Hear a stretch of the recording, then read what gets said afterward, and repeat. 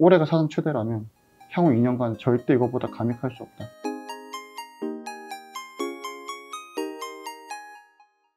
안녕하세요. 미디어 인터 담당하는 이규민입니다. 오늘은 제가 2달 전에 이제 2분기 실적 리뷰를 좀 드렸는데, 지금은 이제 3분기 프리뷰, 그리고 이제 향후 투자 전략까지 좀 같이 말씀드리도록 하겠습니다. 저희가 2분기 리뷰하고 나서 그때 이제 기획사, 바스켓, 그리고 이제 방송사, 드라마, 방송사, 그리고 레저, 이렇게 좀 말씀을 드렸는데, 지금 뭐 주가가 좀 많이 올랐죠. 근데 제가 그때도 말씀드리고 지금도 말씀드리는 건데, 이 산업에서 가장 중요하게 생각하셔야 되는 부분들이 뭐냐면, 이 기획사나 드라마, 특히 컨텐츠 같은 경우는 사실 언제나 내년이 항상 좋아 보였습니다. 그러니까 항상 좀 추천을 드렸는데, 지난 한 5년 정도의 흐름을 보면, 돈을 좀 잘 벌려고 하니까 이제 한한령을 맞아서 이제 중국의 매출 비중이 좀 급락을 하고, 이제 좀 이걸 극복해서 가다 보니까 일본에 이제 지소미아 사태가 발생을 했죠. 그때 기억하시는지 모르겠지만, 뭐 누가 일본 여행 갔다 그러면 SNS 테러하고 막 이런 일들이 있었거든요. 저희 섹터에 일본 비중이 되게 다 고루고루 많기 때문에 이런 것들이 조금 주가에 또 급락으로 또 이어졌던 거고, 사실 그것보다 더 어려운 환경이 지금 이제 코로나죠. 그래서 저희는 사실은 코로나 피해주였습니다. 기획사고 뭐 드라마고 했는데, 지나고 보니까 이제 기획사, 드라마, 방송사 이 세 개 업종이 모두 사상 최대 영업이익을 찍고 있습니다. 그래서 좋다고는 생각했지만 이 정도로 좋아질 줄은 아무도 몰랐던 거고, 그 배경에는 사실 미국 혹은 OTT라는 개념이 있겠죠. 그래서 지금 기획사가 글로벌에서 돈을 버는 방법은 2017, 18 이 미국에 혹은 북미 유럽에 있는 팬들이 K-팝을 듣는다. 그 팬들이 듣고 나서 이 팬덤화가 돼가지고 이제 음반 판매량의 급증으로 이어졌죠. 그래서 NCT 같은 경우는 2019년도 앨범당 30만 장 팔다가 현재 250만 장에서 8배가 증가를 했고요. 스트레이키즈 같은 경우도 20만 장 정도 팔다가 현재 120만 장 정도 팔고 있고요. 엔하이픈은 작년에 데뷔했는데 올해 아마 100만 장 팔 것 같습니다. 이게 100만 장이 잘 와닿지 않으실 수 있는데, 2019년 기준으로 보면 BTS 다음 두 번째로 많이 판 판매량입니다. 그래서 이런 음원과 음반의 리레이팅 속에서 이 기획사가 정말 가수들이 정말 가동률이 현저히 떨어져 있음에도 사상 최대 실적을 벌고 있으니까, 제가 생각했을 때는 음반을 못 맞췄는데 투어의 규모도 우리가 못 맞출 거다. 예상보다 훨씬 더 좋을 거고, 피도 올라가 있을 거고, 큐도 많아질 거고, 그리고 플랫폼 램들이 끝까지 팔게 되는 부분들이 있기 때문에 계속해서 최소 2, 3년간은 사상 최대 이익이 될 거다라는 거고요. 드라마도 마찬가지입니다. 지금 방송사가 이제 실적이 좋아지는 이유가 광고도 좋아지고 있지만, 사실 드라마를 효율화해서 드라마 제작을 좀 줄여서 실적이 좋아지는 거잖아요. 그럼 드라마의 편성이 빠졌으니까 그게 2분기 때 제가 굉장히 고민을 많이 했던 거고, 큐가 많이 빠졌는데 뭐 지나고 보니까 사실 드래곤도 매출이 빠진 건 사실입니다. 그런데도 사상 최대 영업이익을 달성을 하고 있습니다. 방송사는 말씀드렸던 것처럼 TV 광고가 생각보다 빨리 회복되고, 이 드라마를 줄이면서 역대 또 사상 최대 이익을 또 찍고 있는 거거든요. 그래서 이런 업종들의 흐름을 봤을 때 향후 2년 정도 이 회사들의 투자의 방향성을 바꿀 만한 이슈가 있을까? 뭐 중간에 당연히 조정도 받고 하겠지만, 올해가 사상 최대라면 향후 2년간 절대 이거보다 감익할 수 없다. 특히 이제 뭐 오징어 게임으로 대변되는 미국 OTT 드라마도 마찬가지고, 결국 기획사도 미국, 드라마도 미국이라고 하면 이 매출 비중이 올라갔을 때 나중에 또 중국에서 이슈가 나오고 일본에서도 이슈가 나오면 당연히 주가는 흔들리겠죠. 실적이 어떻게든 뭐 빠질 수 있다, 이런 우려들이 반영할 건데, 결국 미국에서 커지면, 미국은 우리나라를 현재로 정치적으로 보복하는 일들은 뭐 당연히 아직은 없다고 가정을 하니까 높을수록 계속해서 실적 변동성은 낮아지는 거죠. 영향은 있겠지만, 그럼 주가도 어느 정도의 파고는 있겠지만 예전처럼 뭐 하나님 터져서 섹터가 다 신저가, 지소미아 터져서 다 신저가, 이런 일은 일어나지 않을 거라고 생각을 하고 있습니다. 그래서 결론을 말씀드리면 섹터를 여전히 다 선호하고 있고, 지금 주가가 올랐지만 여전히 좀 다 전반적으로 다 좀 추천을 좀 드리는 편이고요. 마지막으로 밸류에이션 하나 좀 말씀을 드리면, 최근에 이제 뭐 기획사 주가 많이 올라서 밸류에이션 부담이 이제 시작이 된다라고 하는 건데, 조금 이제 과장해서 말씀을 드리면, 상반기에 SM이 3만 원이었어요. 3만 원에서도 PR은 30배였다. 지금 8만 원이거든요. 8만 원에서도 PR은 30배다.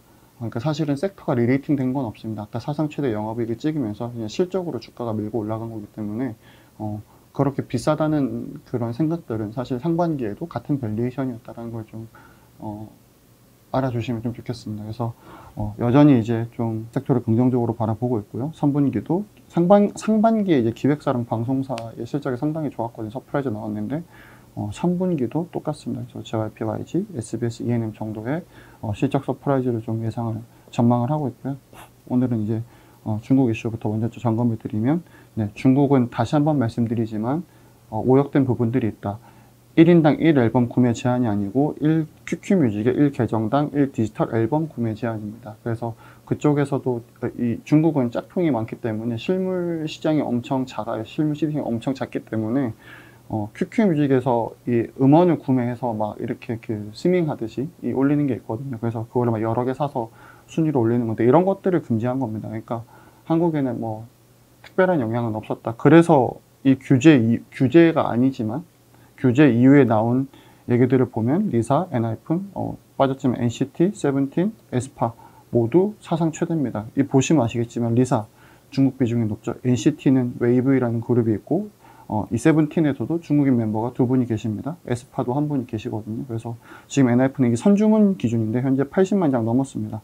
올해 아마 100만 장 진짜 갈 것 같고, 에스파도 선주문 기준인데 현재 50만 장 넘었습니다. 그래서 이 50만 장 감이 없으실 텐데 트와이스가 파는 앨범 판매량이 똑같습니다. 트와이스가 40만 장 딱 돌파하면서 일본의 돔토를 시작했거든요. 그거 직접적으로 비교하면 좀 무리가 있을 수가 있긴 한데, 어쨌든 이 규모만 보면은 그 정도의 속도다 라고 생각을 하고 있습니다. 그러니까 여전히 저는 이 섹터를 좀 선호할 수밖에 없는 거고요. 음원에서 음반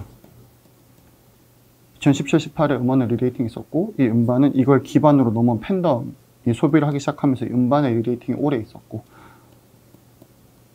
내년에 토의 리레이팅이 있을 거다. 근데 많은 투자자분들이 2019년에 얼마 했지? 라고 찾아보시는데 그건 의미가 없죠. 네, NCT는 아까 30만 장 팔아서 뭐 2019년에 뭐 30만 명 정도의 콘서트를 했는데 그거 보고 계시거든요. 250만 장 파는데. 그래서 내년에도 상당한 서프라이즈가 있을 거다. 계속해서 바스켓으로 좀 추천을 드리고요. 방송사입니다. 방송사는 그 실적으로 좀 말씀을 드릴게요. 그 E&M이 올해 그 가이던스 때문에 주가가 굉장히 많이 빠지고 있습니다. 회사가 4분기 실발하고 나서 2,500억 OP 가이던스 주면서 주가가 빠졌죠. 뭐야, 올해 그 정도로 좋은 건 아니네? 그리고 상반기에 1,700억 냈어요. 그러니까 이제 8월에 2분기 실적 내고 나서 한 번 더 올렸습니다. 3,000억을 준 거예요. 근데 이제 컨승이 3,300이었거든요. 그러다 보니까 뭐야 해서 또 주가 빠졌는데 3, 4분기 또 별일이 없다. 사실 회사가 올해 이 대표이사가 바뀌면서 좀 가이던스의 어떤 소통하는 방식에 좀 변화가 있는 것 같은데, 과거 기준으로 보다 보니까 자꾸 주가가 급락하는 일들이 발생하는 거고, SBS가 좋으면 사실 TVN이 나쁠 리가 없거든요. 그래서 어쨌든 또 실적에 별일이 없다라는 거고요. 그때도 말씀드렸지만 이 E&M, SM 인수가 이제 거의 뭐 마무리가 되는 것처럼 뉴스가 나오고 있죠. 많은 분들이 이제 질문하실 때 E&M이 그동안 여러 가지 사실은 좀 안 좋은 일들이 있었는데 SM 인수하면 얼마나 잘 될 수 있을까라고 많이 질문하셨는데, 이거는 제가 바로 전 영상에 찍었던 이제 팬 플랫폼 자료를 꼭 인용해 주시면 좋을 것 같습니다. E&M이 SM을 가지고 뭘 하는 게 아니라 그냥 SM의 IP가 있으면 E&M이 잘 될 수가 있는 겁니다. IP의 가치가 플랫폼의 가치를 결정하는 거예요. 그래서 제가 말씀드렸던 것처럼 위버스가 왜 가치가 있냐면 BTS가 있기 때문에 그 팬들이 다 위버스로 오는 거지, 뭐 누군가 플랫폼을 뭐 엄청나게 잘 만들어 가지고 팬들이 글로 가는 게 아니거든요. 그래서 이 모든 플랫폼의 가치는 이 IP가 결정하기 때문에 E&M이 뭘 할 거냐라는 관점에서 너무 질문하지는 않으셨으면 좋겠습니다. 그냥 SM의 IP가 있으면 최소 올해 두 번째로 잘 나가는 IP이기 때문에 잘 될 수 있다라고 좀 접근해 주시면 좋을 것 같고요. 여기에 더해서 티빙이 들어왔죠. 티빙이 이제 최근에 이제 뉴스가 나진 인터뷰가 있었는데, 뭐 이명환 이제 공동대표께서 연내 프리-IPO가 이루어질 거다. 근데 2022년도에 일본 가고 2023년도에 미국에 간다 그랬어요. 근데 이건 제가 이해하기로는 CJ는 사실은 동남아 갔다가 완전 그 엄청 큰 손실을 보고 들어왔거든요. 그래서 캡티브, 그러니까 누군가 끌어주는 역할이 되게 중요한데, 그래서 일본이나 대만 가는 거는 라인을 통해서 2대 주주가 네이버니까. 근데 미국을 2023년에 간다는 건 누군가가 미국에서 투자를 해줄 거라고 저는 이제 생각을 하고 있는 거예요. 그 뉴스 자체가 결국은 이 SI 투자가 그쪽에서 들어오지 않을까. 그래서 이거는 최소 작은 규모는 아닐 거다. 그리고 뉴스가 나온 타이밍이 정말 묘하게도 오징어 게임이 초대박 날 때였거든요. 그러니까 어떤 경위를 해서 미국에 투자를 받으러 갔는데 굉장히 좋은 타이밍이 간 것 같고 결론적으로 이쪽에 굉장히 잘 될 것 같습니다. 그래서 이 SM 인수 모멘텀과 티빙 모멘텀이 있는데 이게 왜 ENM이 중요하냐면 ENM을 왜 저평가를 받을 수밖에 없는 이유에 대해서 설명을 드리면 ENM이 항상 얘기하는 강점은 자기들은 플랫폼이 있다고 항상 주장을 합니다. 근데 그 플랫폼이 사실은 TV 채널이에요. 그러다 보니까 이 TV 채널에 대해서 시너지를 내다 보니까 미디어 커머스가 홈쇼핑으로 이어지는 겁니다. 그러니까 지금 우리가 봤을 때 이게 굉장히 좀 약하다고 생각을 하는 거예요. 근데 이 ENM이 SM을 인수하게 되면 이 IP를 가지고 오고 사실은 약간 꿀이긴 한데 이 DOU까지 갖고 오게 되는 거죠. 요번에 이제 상장하는 DOU라는 플랫폼이 있는 거고 DOU가 이제 이 엔터테인먼트의 플랫폼이고 티빙이 바로 이 드라마, 이 콘텐츠계의 또 플랫폼이 되는 거죠. 그럼 이게 플랫폼이 되면 커머스도 이 DOU와 티빙과 연동된 커머스 전략들이 나올 거라고 생각을 하는 겁니다. 그래서 지금 이 플랫폼이 TV 채널로 회사가 인식을 할 때는 아무리 오쇼핑이 노력을 해도 더 이상 시너지를 낼 수가 현재 없고 이미 지난 몇 년간의 실적을 통해서 증명을 한 거기 때문에 이 SM 인수와 티빙 SI 투자가 잘 이루어지게 되면 회사의 이 커머스, 이 ENM이 사실은 이제 엔터테인먼트와 멀천다이즈, 미디어 커머스거든요. 그래서 여기에 대한 큰 변화가 생길 수 있다. 그래서 좀 긍정적으로 말씀을 드리는 거고요. SBS도 실적 괜찮을 것 같습니다. 800억 정도 보고 있고 연말에 이제 TY홀딩스랑 SBS 미디어 합병 기일이기 때문에 내년 스튜디오 S에 대한 가치가 좀 많이 부각이 될 수 있겠죠. 100%의 자회사이기 때문에 이 지분을 활용해서 여러 가지 SI 투자를 유치한다든지 좀 좋은 전략 변화에 따라서 가치가 올라갈 수 있다. 현재 회사의 시총이 1조이기 때문에 이 이슈가 내년 1분기에 굉장히 중요한 키 드라이버가 될 수 있다. 3분기 피크아웃 많이들 말씀하시는데 저는 이게 지나면 오히려 주가가 오를 것 같다는 생각을 좀 하고 있습니다. 그래서 계속 관심 있게 말씀을 좀 드리고요. 마지막으로 드라마입니다. 제가 저저번 영상에서는 제가 드라마에 대한 그 뷰가 정리가 되면 말씀을 드리겠다고 했는데 최근에 좀 정리가 됐습니다. 그래서 우리나라의 주요 방송사는 SBS, TVN, JTBC가 있죠. 드라마 기준으로 이 세 개가 있는 거고 근데 SBS가 수목을 안 틀었죠. 이 TVN이 정확하게 TVN 다 틀었는데 OCN을 안 틀었습니다. ENM이 OCN을 안 틀었고 JTBC도 월화 드라마를 안 틀었습니다. 그러니까 P 곱하기 Q 곱하기 리쿰률이 이 산업의 매출과 영업이익인데 제가 P와 제작비가 올라가고 리쿰률이 올라간다고 확신을 드렸는데 Q가 빠질 거라고 생각을 못했어요. 이게 5년 동안 빠진 적이 없었거든요. 근데 결론적으로 보면 SBS는 여전히 수목 드라마를 앞으로 틀지 않을 것 같습니다. 그래서 제가 스튜디오 S의 가치를 1조라고 말씀드리는 거예요. 캡티브가 18편이 아니고 12편이다. 한 슬롯이 없는 거기 때문에. 그래서 이 중에 10편 하면 곱하기 1000억 해서 1조. 이 JTBC도 월화가 빠지니까 1.8조가 아니고 1.2조에 곱하기 50% 지분율하니까 제가 1조 밸류에서는 굉장히 좀 애매하게 말씀드렸던 부분들이 있죠. 사람들이 너무 JTBC를 낙관하는 것 같다. 라고 말씀드렸는데 JTBC는 다시 월화를 편성을 했습니다. 그럼 1.8조에 50%에서 9천억 더하기 넷플릭스에서 이제 밸류에이션이 이제 들어가는 거죠. 이 ENM은 계속해서 이 드래곤 드라마의 제작비를 효율화하겠다고 얘기를 하고 있습니다. 여기는 Q가 더 이상 올라가지 않죠. 그래서 결론적으로 말씀드리면 스튜디오 S의 가치는 아마 1조 정도 내외에서 결정이 될 것 같은데 이거는 100% 오너십이다 보니까 SI 투자에 따라서 변동될 수 있다. TVN 같은 경우는 계속 ENM이 이 제작비 효율화를 하고 있기 때문에 현재 스튜디오 드래곤의 모멘텀이 굉장히 좀 센 것 같진 않다.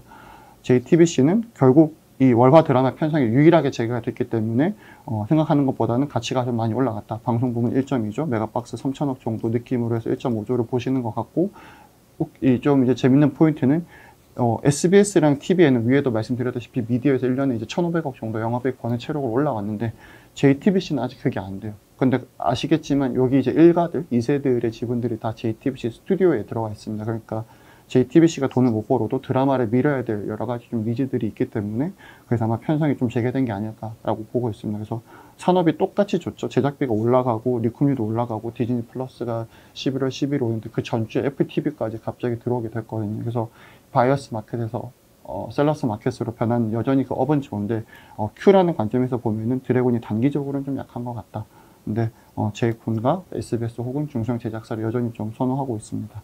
그래서 드라마는 이렇게 좀 편성에 대해서 좀 참고를 해주시면 좋고요. 이거를 바라보는 그림은 전혀 변하지 않았는데 중소형 제작사 많이들 문의하시는데 그 버는 돈의 그 크기는 달라지지 않았어요. 근데 이게 왜 문제가 됐냐면 아까 말씀드렸던 MBC, SBS, TVN, JTBC 모두가 편성을 줄이니까 제가 연초에 예상했던 이런 드라마들이 올해 수주가 나올 겁니다 하는 것 중에 2개밖에 안 나왔어요. 그게 전지현 씨 작품이랑 송혜교 씨 작품이거든요. 그러니까 다른 그런 300, 400, 500억짜리 작품들이 다 내년으로 밀렸습니다. 그래서 지금부터 내년에 봤을 때는 사실은 이 업을 바라보는 관점은 크게 다른 게 없다라고 한 번 더 말씀을 드리겠습니다. 그래서 항상 추천하는 거는 뭐 A스토리나 뉴 같은 회사들을 계속해서 좀 추천드리고 있고요. 뉴 같은 경우는 아마 스튜디오의 뉴 프리-IPO 얘기들이 나오면서 한 번 더 같이 또 인정받을 것 같습니다. 그래서 여기까지 좀 전망을 좀 드리겠습니다. 그래서 다시 한번 말씀드리지만 기획사, 방송사, 드라마 올해 사상 최대 실적이다. 섹터 리레이팅 된 거 없다. 결국 EPS로 다 끌고 올라왔고 올해가 사상 최대라면 향후 2년은 계속해서 더 좋을 거다. 그 배경에는 미국과 OTT가 있는 거기 때문에 중간에 조정은 있겠지만 계속해서 업을 다 긍정적으로 보고 있다. 말씀드리겠습니다. 이상입니다.